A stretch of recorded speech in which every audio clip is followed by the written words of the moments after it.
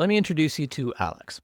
Alex is 34 years old and finishing his fellowship.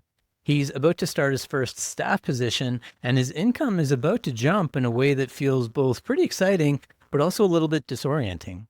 The people around him are already talking about income taxes. His accountant and colleagues mention professional corporations kind of casually, as if this is simply the next box to check.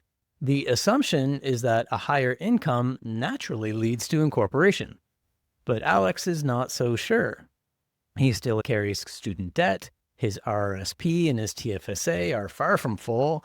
He and his partner are saving for a house and trying to understand what their future spending is even going to look like. And he's pretty sure he read somewhere on a Facebook group or something that many people incorporate too early.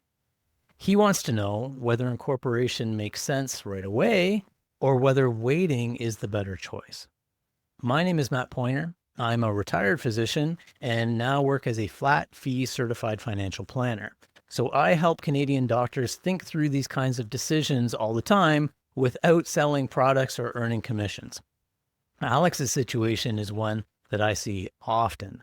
Incorporation is a big topic where it's really just as easy to make good decisions as bad ones. And so what we're going to do is we're going to break this down into a series of short videos. And by the end, you're probably going to be the one that your colleagues come to for incorporation advice. So the logical place to start is, what does a corporation do in the first place? This is really the key to everything. A corporation defers income you don't need now into the future.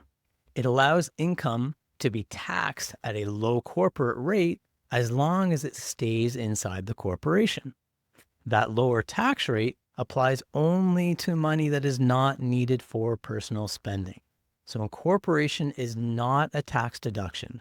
It does not make spending cheaper. It does not magically lower your lifetime tax bill. It changes when you pay tax, not whether you pay tax. So you can kind of think of it as a holding tank between you and your income. Instead of all of your income flowing directly to you and getting fully taxed on the way, it flows into a corporation holding tank first. That holding tank does have costs though, extra legal and accounting fees, and a tax rate of about 12% or so, depending on your province, on the part of the income that stays in the corporation. But from there, you control how much comes out. You can take the money that you need, pay personal tax on that, and leave the rest in the corporation holding tank to invest for the future. But don't forget, whatever income is paid out to the physician, personal income tax does apply. So if all the income were to be paid out, the benefit of incorporation would disappear. Incorporation changes the timing of income tax, not the fact that income tax is going to be paid. So this is why the decision to incorporate isn't actually about income. It's about your savings capacity. So why doesn't incorporation fit Alex's situation right now? Well, at this stage, Alex simply doesn't know how much income he's going to be able to leave behind each year. For him, debt repayment, housing costs, family plans, they're all still moving targets. If most of his income is going to need to come out of a corporation to pay his debts and support his life, then there's little opportunity for the tax deferral benefit of the corporation. In fact, the structure adds fees, adds accounting complexity and decision-making burden. And then there's also the opportunity cost. Paying down student loans and using registered accounts provides simple, clear, low-friction benefits. Alex is in a great position to use these tools while his income is rising and his life is still kind of taking shape.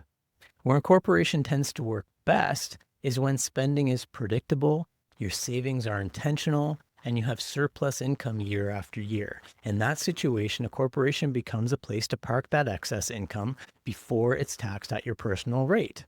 And then you let compounding work its magic. Before that point, though, it often creates more complexity and cost than benefit. So at this stage for Alex, the best places for him to focus are understanding his cash flow needs, reducing his debt, and using the registered accounts already available to him. Those steps build a solid financial foundation and create flexibility. The corporation can always be introduced later, once the picture is clearer. In the next post, we're going to look at Alex and a colleague a few years later. They're at the same career stage with similar incomes, and both are considering incorporation. But the best decision is very different for each of them, and it's driven almost entirely by how much they save.